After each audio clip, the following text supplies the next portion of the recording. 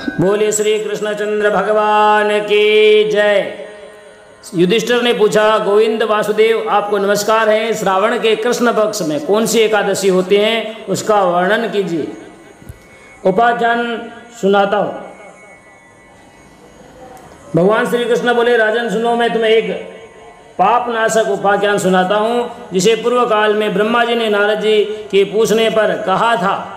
नारद जी ने प्रश्न किया, भगवान कमलासन, मैं आपसे यह सुनना चाहता हूँ कि श्रावण के कृष्ण पक्ष में जो एकादशी होती है उसका क्या नाम है, उसके कौन से देवता हैं तथा उससे कौन सा पुण्य होता है, प्रभु यह सब बताइए। ब्रह्मा जी ने कहा, नारद सुनो, मैं संपूर्ण लोगों के हित की इच्छा से तुम्हारे प्रश्न का उत्तर दे रहा हूँ।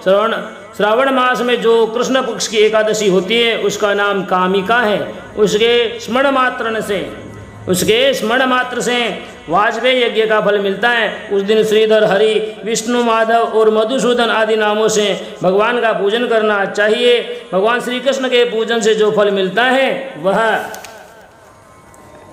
गंगा, काशी, निमिषारण्य तथा पुष्कर क्षेत्र में भी सुलभ नहीं है। सिंह राशि के बृहस्पति होने पर तथा व्यतिपात और दंड योग में गोदावरी स्नान से जिस फल की प्राप्ति होती है वही फल भगवान श्री कृष्ण के पूजन से भी मिलता है। जो समुद्र और वन सहित समूची पृथ्वी का दान करता है तथा जो कामिका एकादशी का व्रत करता है वे दोनों समान फल के भागी माने गए। जो ब्याई हुई गाय को अन्य सामग्रियों सहित दान करता है उस मनुष्य को जिस फल की प्राप्ति होती है वही कामिका का व्रत करने वालों को मिलता है। जो नर से श्रावण मास में भगवान श्रीधर का पूजन करता है उसके द्वारा गंधर्वों और नागों सहित संपूर्ण देवताओं की पूजा हो जाती है। अतः पाप भीरु मनुष्यों को यथाशक्ति पूरा प्रयत्न करके कामिका के दिन श्रीहरि का पूजन करना चाहिए। जो पाप रूपी पंख से भरे हुए संसार समुद्र में डूबे रहे हैं उनका उद्धार करने के लिए कामिका का व्रत सबसे उत्तम है। अध्यात्म विद्यापरायण पुरुषों को जिस फल की प्राप्ति होती है उससे बहुत अधिक फल कामिका व्रत का सेवन करने वालों को मिलता है। कामिका का व्रत करने वाला मनुष्य रात्रि में जागरण करके न तो कभी भयंकर यमराज का दर्शन करता है और न कभी दुर्गति में ही पड़ता है। लालमणि, मोती, वेदुरी और मूंगे आदि से पूजित होकर भी भगवान विष्णु वैसे संतुष्ट नहीं होते जैसे तुलसी दल से पूजित होने पर होते हैं। जिसने तुलसी की मंजरियों से श्री केशव का पूजन कर दिया उसके जन्म भर का पाप निश्चय नष्ट हो जाता है। जो दर्शन करने पर सारे पाप समुदाय का नाश कर देती हैं, स्पर्श करने पर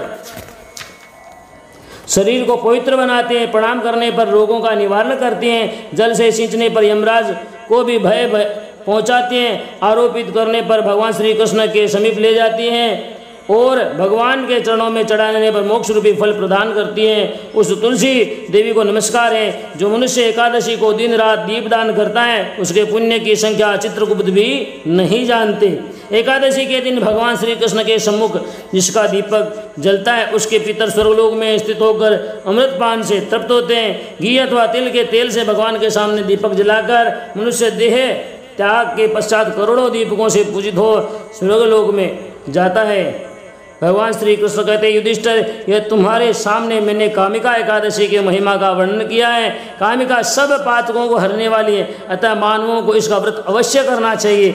यह स्वर्गलोक का महान पुण्य फल प्रदान करने वाली है। जो मनुष्य श्रद्धा के साथ इसका महात्म्य श्रवण करता है वह सब पापों से मुक्त हो श्री विष्णु लोक में जाता है। बोले श्री कृष्णचंद्र भगवान की जय।